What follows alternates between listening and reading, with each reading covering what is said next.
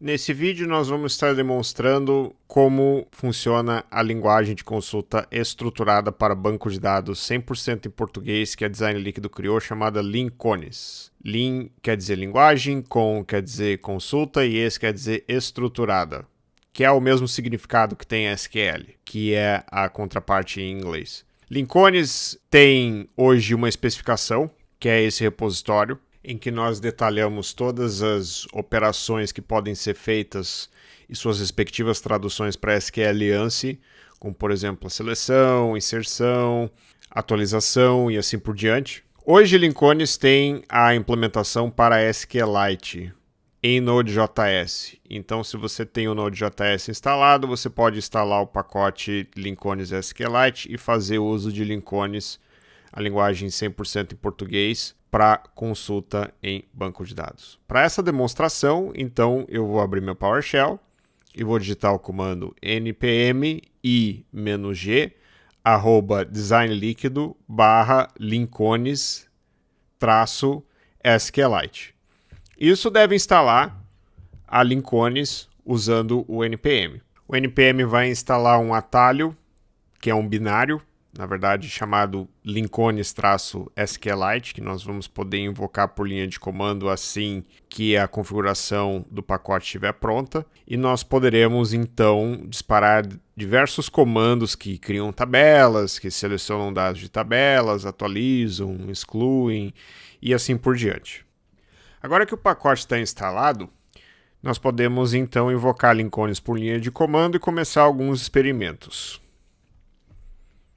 Então, primeiro limpo a tela, redimensiono a imagem e então eu digito Lincones-SQLite. Estou conectado a um banco de dados. Onde vive esse banco de dados? Na memória do computador. Por enquanto, Lincones funciona apenas na memória. As próximas atualizações a gente vai fazer gravação permanente de dados em arquivos do SQLite que podem ser usados para sistemas web, seja eles escritos em líquido, seja eles escritos em outra tecnologia que seja aderente ao Node.js. Então, como meu primeiro comando, eu vou criar uma tabela. Mas antes de eu criar essa tabela, eu preciso explicar alguns fundamentos de banco de dados. E a gente vai usar o Excel como modelo visual para isso. Então, agora o que eu vou fazer vai ser abrir o Excel e nós vamos modelar uma entidade por lá. Eu tenho a ideia de modelar uma tabela de clientes inicialmente. Então, primeiro eu preciso definir as colunas da minha tabela. Defino primeiro uma coluna chamada ID, depois uma coluna nome, uma coluna sobrenome e, por último, eu vou definir uma coluna chamada e-mail. E essa tabela eu vou colocar 3 registros que são nomes de personagens de desenho animado. Então, o primeiro registro eu começo com o ID 1. O que seria o ID? O ID, em banco de dados, é um identificador único de cada linha. É a maneira com que a gente encontra unicamente uma linha sem precisar escrever um predicado enorme para localizar um registro. Como eu vou criar 3 registros, eu coloco os nomes de ID 1, 2 e 3. Os IDs eles não podem repetir. Esse é o princípio que a gente chama de chave primária em banco de dados. Então, após preenchido o ID, eu coloco os nomes, no caso dos personagens de desenho animado, que eu quero cadastrar. Então, o primeiro, Pernalonga Coelho, com o e-mail pernalonga@warnerbros.com. Nada me impede de eu usar o mesmo nome, sobrenome ou e-mail nos próximos registros, porque não há restrição no banco de dados que nomes, sobrenomes e e-mails eles precisam necessariamente serem iguais. Eles podem ser iguais desde que não haja uma restrição de unicidade registrada na tabela, em que nesse caso nós não vamos usar para fins de simplicidade. Mas então eu coloco o meu ID 2 com o nome Patolino, sobrenome Pato, e-mail patolino@warnerbros.com, e o ID 3 Marvin Marciano com o e-mail marvin@warnerbros.com. Até daria para a gente colocar aqui uma condição de unicidade para garantir que os IDs não se repitam no caso do Excel, como no exemplo que eu coloquei aqui, que nós poderíamos ter 3 uns. Nada me impede no Excel de nós termos os IDs iguais. A gente poderia, por exemplo, usar um count if, que é uma fórmula para dizer se o registro está ali, mas no geral o Excel ele não tem essa vocação de ser um sistema gerenciador de banco de dados relacional. Sistemas gerenciadores de bancos de dados relacionais funcionam com tabelas e as relações entre elas. As relações entre elas se dão entre chaves primárias, ou seja, no nosso exemplo a coluna ID, e chaves estrangeiras, que seriam um relacionamento de uma tabela anotado na outra. Nesse caso, por exemplo, poderia ter uma tabela de endereços em que uma das colunas poderia ser o cliente ID, e esse cliente ID ele necessariamente precisa corresponder a essa tabela de clientes para poder ter uma restrição de integridade, como a gente chama em bancos de dados relacionais. Então eu volto os IDs para 1, 2 e 3 apenas para o nosso exemplo, e agora eu vou voltar a abrir o console e brincar com lincones mais uma vez. Muito bem, então o primeiro comando que eu vou estar explicando aqui é o comando criar, que é o comando que nós criamos tabelas. Por enquanto só dá para criar tabelas, então eu vou criar uma tabela clientes, e essa tabela clientes vai ter os mesmos campos que eu coloquei no Excel. Então, no caso, o ID, nome, sobrenome e e-mail. O ID é inteiro, não nulo, chave primária e auto-incremento. O que quer dizer tudo isso? Primeiro, que eu não posso anular o valor, então tem que ser não nulo. Chave primária quer dizer que eu não posso ter o mesmo valor em duas linhas diferentes. E auto-incremento quer dizer que o banco de dados vai cuidar de preencher essa linha para mim. Eu não preciso prover ela no comando de inserção, por exemplo. Tudo controlado pelo banco de dados. Várias tecnologias de bancos de dados relacionais possuem essa opção de auto-incremento e a SQLite é uma delas. A minha próxima coluna é nome, cujo tipo de dados é texto, do tamanho 100, ou seja, no máximo 100 caracteres, não nulo.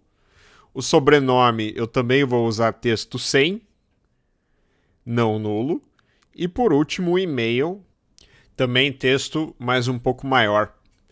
Eu, nesse caso aqui vou estar usando 255 caracteres, porque normalmente e-mail é um pouquinho mais longo mesmo.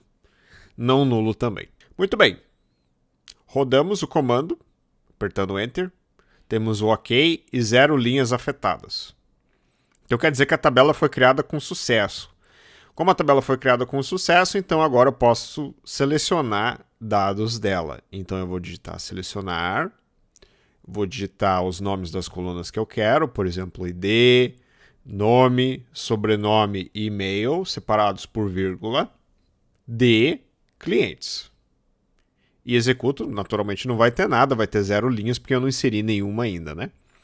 E agora eu vou finalmente começar a inserir as linhas que eu produzi no Excel aqui no meu banco de dados.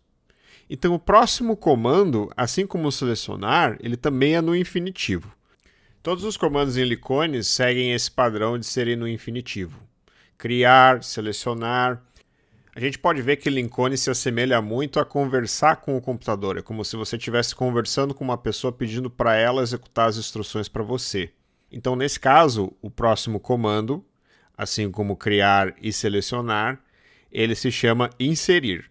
Então, nós começamos inserir em clientes, abre parênteses, ID, nome, sobrenome e e-mail.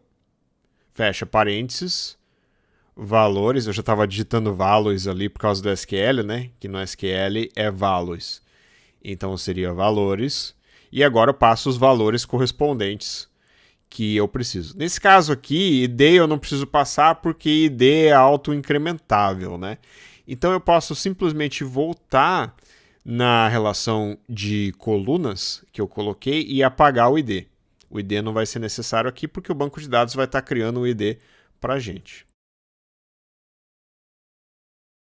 Muito bem, agora começa a passar os valores a partir do nome. Então o primeiro nome vai ser igual na planilha do Excel, que vai ser Pernalonga.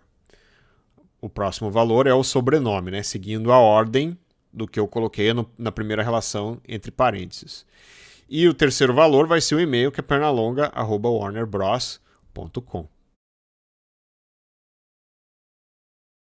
Inserir o valor, eu tenho OK, uma linhas afetadas, e eu tenho o retorno do ID retornado pela operação, que é 1. Agora eu posso simplesmente apertar a seta para cima e ter novamente o comando repetido e alterar apenas os valores que eu quero diferentes dele. E aí eu não preciso digitar a linha inteira de novo, o que fica bem mais simples. Então eu aperto seta para cima, o comando vai aparecer, eu volto nos valores que eu quero alterar e modifico. Patolino, pato, volto no e-mail, patolino@warnerbros.com, aperto Enter, vai executar de novo, OK, uma linhas afetadas, ID retornado pela operação 2. E agora faço mais uma vez para o Marvin. Marvin, Marciano, marvin@warnerbros.com.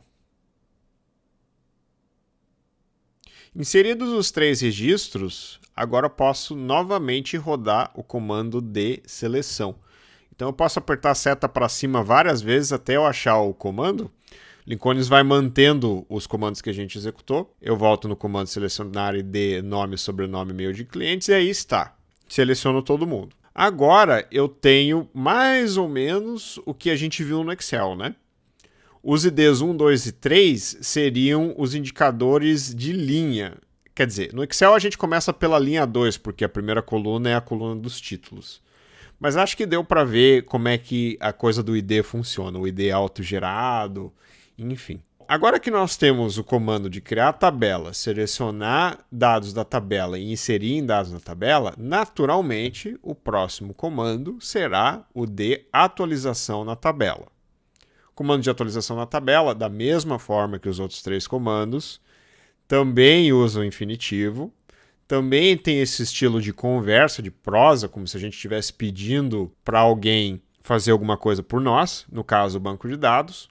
Então, nesse caso, eu começo com atualizar o nome da tabela, clientes, definir, aí vem o nome da coluna, igual ao novo valor que eu quero colocar, nesse caso vou colocar pato segundo. E aí eu coloco o quê? Uma condição de filtro, onde ID igual a 2. Quer dizer o quê? Eu só quero atualizar uma linha.